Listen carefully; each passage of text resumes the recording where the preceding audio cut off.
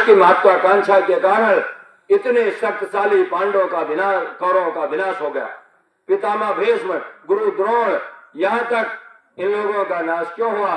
क्योंकि ये चुप रहे। जब अन्याय हो रहा हो तो चुप रहने वाला उससे भी बड़ा अन्याय है जो अन्याय कर रहा है। इसलिए हमें अन्याय और अधर्म के साथ लड़ना चाहिए, आपसदारी में मैत्रीपूर्ण संबंध रखना चाहिए, लेकिन तब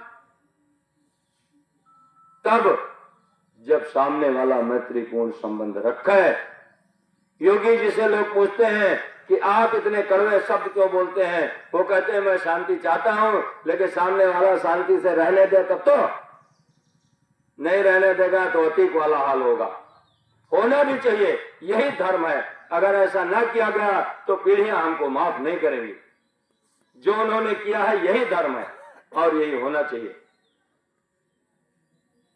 देश पर कोई उंगली उठाए, देश के खिलाफ कोई बात करे तो हमें उसकी आंतें फाड़ देनी चाहिए, यही धर्म है। यदि ऐसा नहीं करेंगे तो हमारी पीढ़ियां हमको माफ नहीं करेंगी।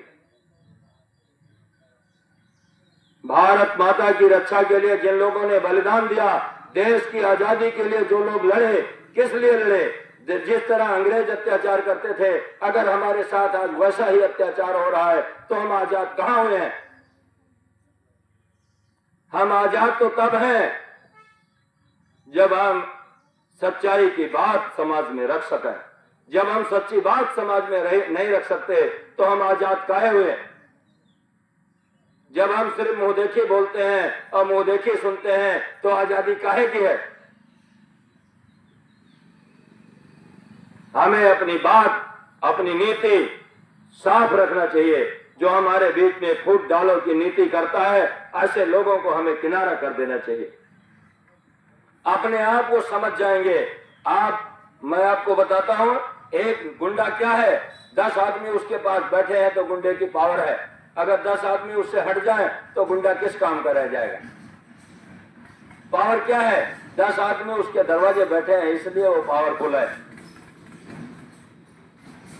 कोई पावरफुल नहीं है। जनता पावरफुल है, धर्म पावरफुल है, न्याय पावरफुल है, मर्यादा पावरफुल है, फर्ज पावरफुल है, बाकी कोई पावरफुल नहीं है। हमें ये बात समझना होगा। हम एकजुटता तो नहीं कहेंगे, हम किसी को एकजुट करने की कभी बात नहीं करते। धर्म के झंडे के नीचे खड़े हो जाओ, धर्म चाहने वाले आपके साथ होंगे, अधर्म चाहने वाले जहां मर्जी जाएं। हमें अधर्मी की क्या जरूरत? इसलिए हमारा सबसे बड़ा संकल्प, सबसे बड़ा धर्म क्या है? सबसे बड़ा धर्म है राष्ट्र धर्म। सबसे बड़ा धर्म है मानव धर्म। लेकिन मानव धर्म तब जब सामने वाला मानव हो, जब सामने वाला दानव होगा, तब उसका एक उपाय है। कभी भेड़िया शाकाहारी नहीं हो सकता, कभी नहीं होता। हत्यारों के लिए अहिंसा का प्रस्ताव नहीं होता। हत्यारों का एक ही उपाय है, उनकी हत्या। दूसरा कोई विकल्प नहीं है। कभी किसी आतंकवादी ने आत्मसमर्पण नहीं किया। हत्यारी बंदूकों ने दुनिया में तर्पण नहीं किया। कभी किसी आतंकवादी ने आत्मसमर्पण नहीं किया।